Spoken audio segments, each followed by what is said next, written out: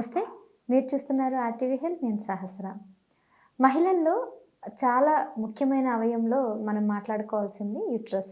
So, uterus వల్ల ఎన్నో సమస్యలు ఈ మధ్యన ఆడవాళ్ళలో ముఖ్యంగా మెనోపాజ్ అయిన వాళ్ళందరూ కూడా ఫేస్ చేస్తూ ఉంటారు. అయితే యూట్రస్ క్యాన్సర్ వస్తే దానికి గర్భసంచి తీయాల్సిన పరిస్థితి ఉందా లేదా? లక్షణాలు ఎలా ఉంటాయి? అండ్ దీని ట్రీట్మెంట్ ఏ విధంగా ఉంటుందనే అంశాలు ఈరోజు మనం డిస్కస్ చేద్దాం. దీని గురించి పూర్తి అవగాహన కల్పించడానికి ప్రస్తుతం మనతో పాటు ఉన్నారు డాక్టర్ రాము దాములూరి గారు. He is a surgical oncologist, robotic surgeon, అలాగే women fellowship in women cancers, Apollo hospital, Hyderabad. నమస్కారం డాక్టర్. నమస్తే అండి.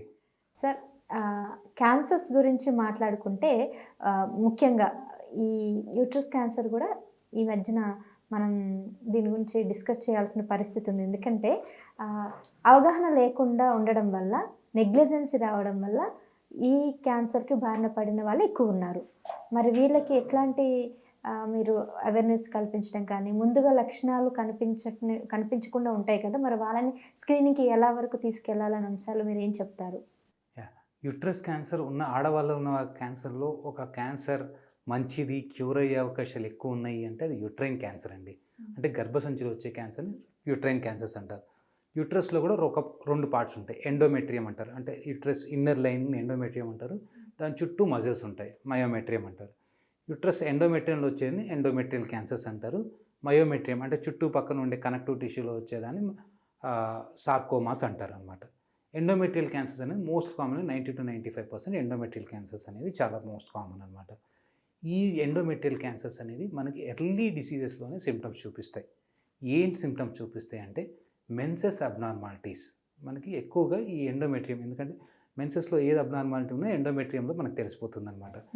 సో ఎక్కువ బ్లీడింగ్ అవుతున్నా, ఇంటర్మెనిస్ట్రల్ బ్లీడింగ్ అంటారు, మెన్సెస్కి మెన్సెస్ మధ్యలో బ్లీడింగ్ అవుతున్నా, పోస్ట్ మెనోపాజల్ బ్లీడింగ్ అంటారు, అంటే పీరియడ్స్ ఆగిపోయిన తర్వాత 1 year ఆగిపోయిన తర్వాత మళ్ళీ పీరియడ్స్ వచ్చినా, కొద్దిగా లోయర్ అబ్డామినల్ పెయిన్ఫుల్ పీరియడ్స్ ఉన్నా, ఇవన్నీ ఉన్నా కానీ ఇది అబ్నార్మాలిటీకి సంకేతం.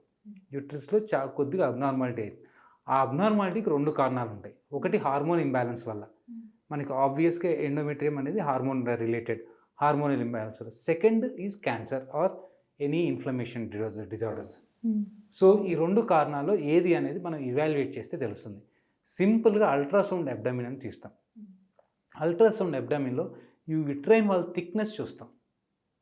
ఈ యూట్రైన్ ఎండోమెట్రియల్ థిక్నెస్ కనుక మోర్ దాన్ 8 mm ప్రీమెనోపాజల్లో ఉన్న, మోర్ దాన్ 9 mm ప్రీమెనోపాజల్లో ఉన్న, మోర్ దాన్ 4 mm పోస్ట్ మెనోపాజల్లో ఉన్న, అది అబ్నార్మల్ ఎండోమెట్రియం. అంత థిక్నెస్ ఉండకూడదు. అటువంటి వాళ్ళకి ఏం చేస్తామంటే స్క్రేపింగ్స్ అంటారు. ఎండోమెట్రియం చూస్తూ దాంట్లో స్క్రేపింగ్ చేస్తాం. ఆ ఎండోమెట్రియం శాంపుల్ తీసేసి పరీక్షకు పంపిస్తాం.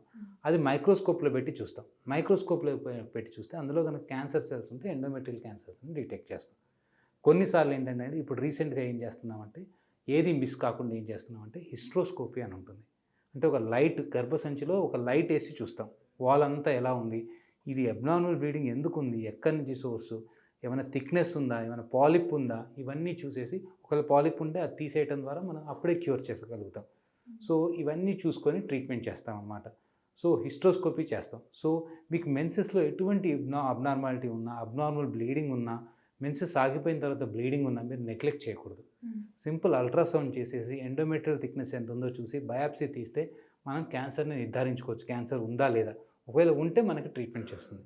మనం ఫర్ ఎగ్జాంపుల్ ఓవరీలో నేను చెప్పాను చాలా అడ్వాన్స్ స్టేజ్లో మనం డిటెక్ట్ చేయగలుగుతామని. కాకపోతే ఎండోమెట్రియల్ క్యాన్సర్స్లో మనం చాలా వరకు స్టేజ్ 1, 2లోనే డిటెక్ట్ చేస్తాం. అంటే లక్షణాలు ఇమీడియట్గా మనకు తెలుస్తాయి. మీరు చెప్పినట్టు మెనోపాజ్ అయిపోయినా కూడా మనకి పీరియడ్స్ రావడం, అబ్నార్మల్ అలాంటి వాటి వల్ల బ్లీడింగ్ కూడా ఎక్సెస్ అవటం. So women will be evaluated. మనకు ఒక సిమ్టమ్ ఉంది కాబట్టి మనం ఐడెంటిఫై చేయగలుగుతాం. కాబట్టి చాలా వరకు స్టేజ్ 1 and 2లోనే మనకి డిటెక్ట్ అవుతాయి. చాలా వరకు క్యూర్ కూడా ఎక్కువ ఉంటుంది. మిగతా అన్ని క్యాన్సర్, ఉమెన్ క్యాన్సర్స్లో చూస్తే ఒక క్యాన్సర్కి క్యూర్ ఎక్కువ ఉంది అంటే ఎండోమెట్రియల్ క్యాన్సర్. ఇది రివర్సిబుల్ అంటే కాదు కదా? రివర్సిబుల్ కాదండి. అంటే ఒకసారి క్యాన్సర్ వచ్చిన తర్వాత మనం మానేయలేం. దానికి ట్రీట్మెంట్ అయితే ప్రాపర్ ట్రీట్మెంట్ తీసుకుంటే క్యూర్ అయ్యే అవకాశాలు ఎక్కువ ఉంటాయి.